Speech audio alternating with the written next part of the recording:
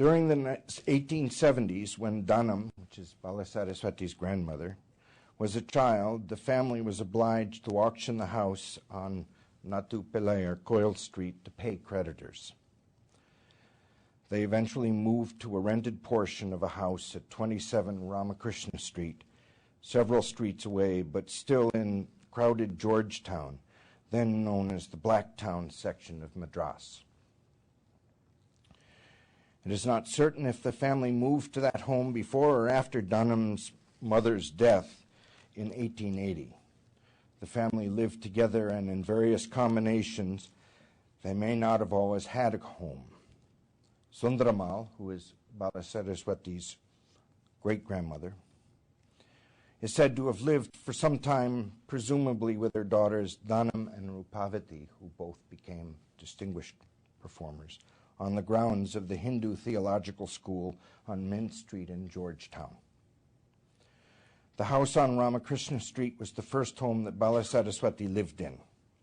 According to the current owner of the house, according to the current owner, the house remains essentially unchanged since the time Bala's family moved there.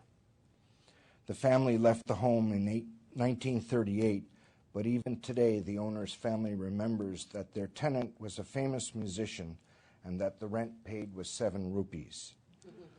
Veena Dhanamal was head of that household. It all began with play.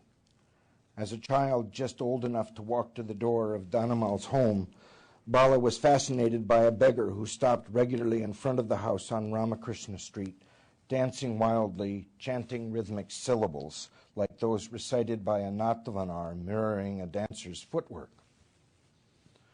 T. Shankar and Balasaraswati's cousin and the only son of Veena Dhanamal's daughter Lakshmi Ratnamal recalled, "There used to be a beggar, a sort of maniac, who would jump up and dance like a monkey while singing tat tarigapateta, tat tarigapateta. Bala would imitate him, both dancing like monkeys.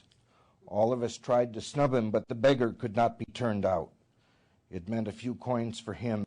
He made a regular visit to our house, and the two used to dance. That was the real starting point for Bala's dancing mania."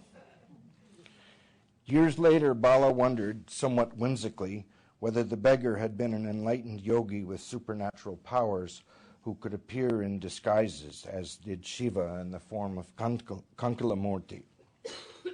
In fact, as the German scholar Max Müller reminds us, a form of madness was one of the possible outcomes of the practices of asceticism.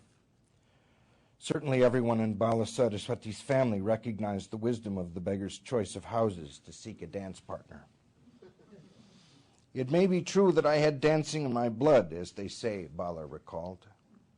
"I was a toddler when I danced deliriously with that street beggar. All called him a madman when he brought the house down with this frenetic dancing. Was he really mad? His unerring jati, which are the rhythmic patterns that are danced, reverberate in my mind. Who knows which Siddhaparusha, which means literally a person with all accomplishments, like a yogi.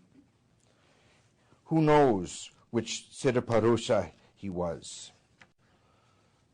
I can still see the gleam in his eye. If I am dance mad now, how could it be otherwise? My first guru was a madman."